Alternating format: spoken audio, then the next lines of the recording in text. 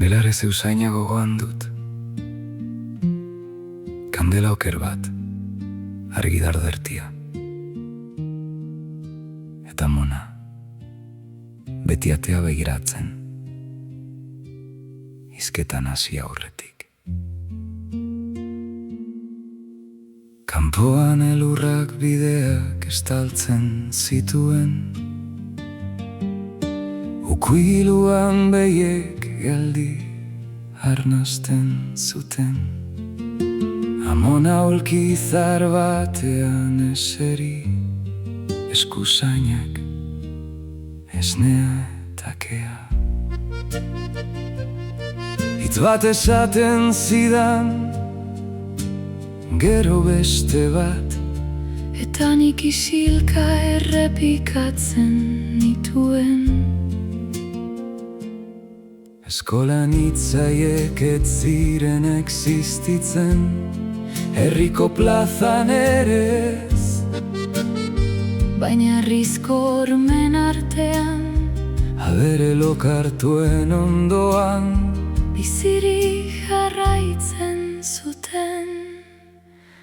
Ez nuen nire hizkuntza koadernoetan ikasi, belar artean ikasi nuen.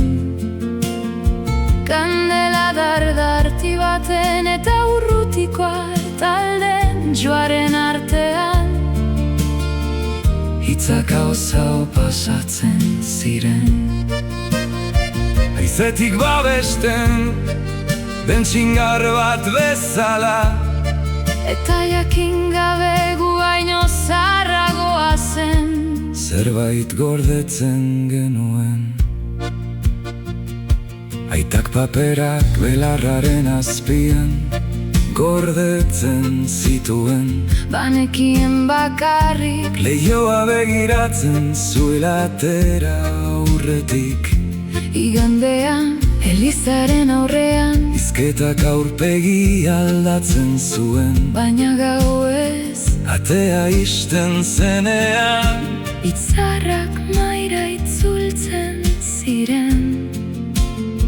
bizkuntza ziren etxean, Bata bestentzat, bestea guretzat. gaur nire alabak hitz berberak errepikatzen ditu, beldurrik gabe esaten ditu. Batzuetan amona gogora datorkit, Bere amantala, bere eskuigatuak. ukuiluko zu txiki ura, Hizkuntza bat transmititzen zula uste zuen. agian gehiago transmititzen zuen. Ez nuen nire hizkuntza koadernoetan ikasi,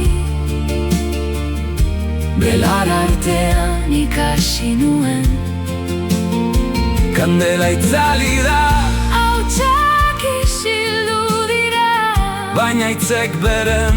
bidea jarraitzen dute gure aurrengan, Menditik jaisten den ibaia bezala.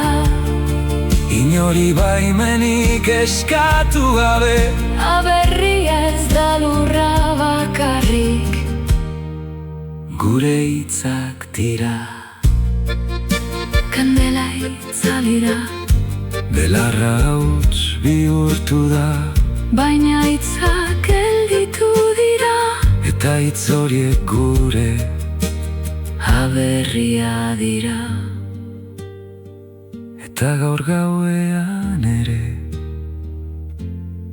norbaitek susurlatzen du.